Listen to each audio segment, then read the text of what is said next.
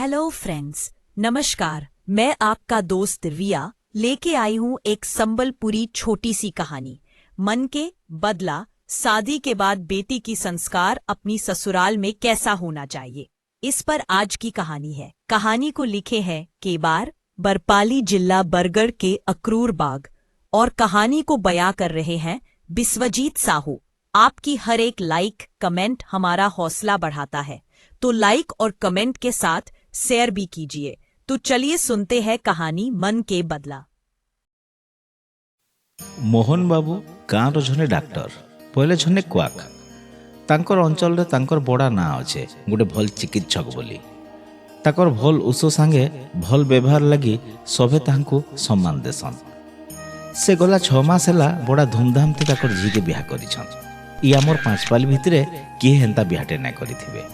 झी के higher education लगी बाहर पाठ पढ़ी थिले, हेले का करबो ताकर झी जूली बाहर रही पाठ पढ़ला जे बढ़ेटे अनराचणी हो गला।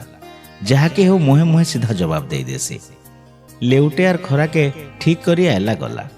दोसरा के आयला कि जीवा ना ने धरबार।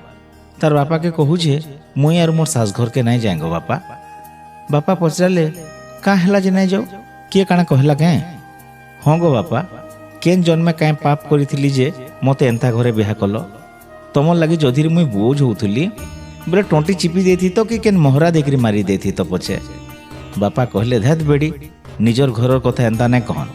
लोग जानले का बोलबे कह तो सत कथाटा काण जे कह मते। जूली कहला मोर सास आरो नंद जेंता कबार करासन जे महान मुश्किल। सकाल 5:30 बजे न उठे देसन और गुटे परे गुटे काम करबार लगी कहतेसन रातिर 10 बजे तक। मोर सास जेभे मरबा सेभे जिमी। आर गुटे कथा बापा, तुम तो डाक्टर होइछ, दियो न एंता उसोटे जे डेली बूंदे बूंदे खाइबा के देमी जे मासे भितरे जेंता मोर सास ठोक ना मरी जीवा। मुई घर संसार नहीं करेंगे आगो बापा। मोहन बाबू जूलीर कथा सुने टिके नीरव हो गले। कहले हो हो ठीक अच्छे हो, हेले मोर कथाटे मानबा के पड़बा। तू काल के तोर सास घर के जा और मासे तक तोर सास नंद कहबार आगनु सबू काम करि पकाबू। तोर सासर सेवा करबू और गिलासे पानी थी उसो बूंदो लेखा थिपे करी पिए देबू। देखबू तार आरो दिन जूली तार सास घर के गला। बापार कथा के हेतु करी करी सबू जेंता बतैथिले हेंता हेंता कला।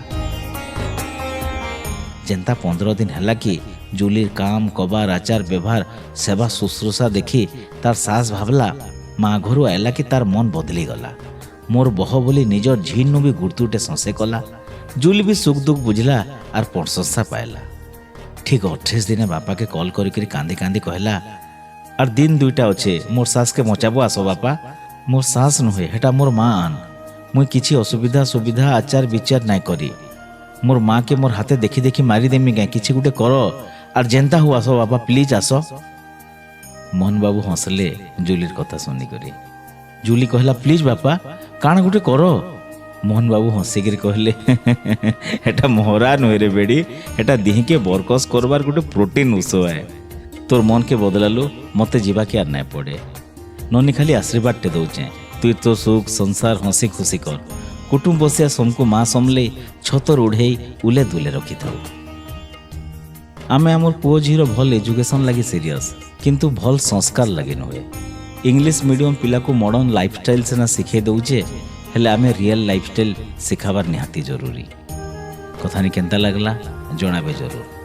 कथानी के लिखी अक्रूर बाग, केबाड़, बरपाली जिला बरगढ़।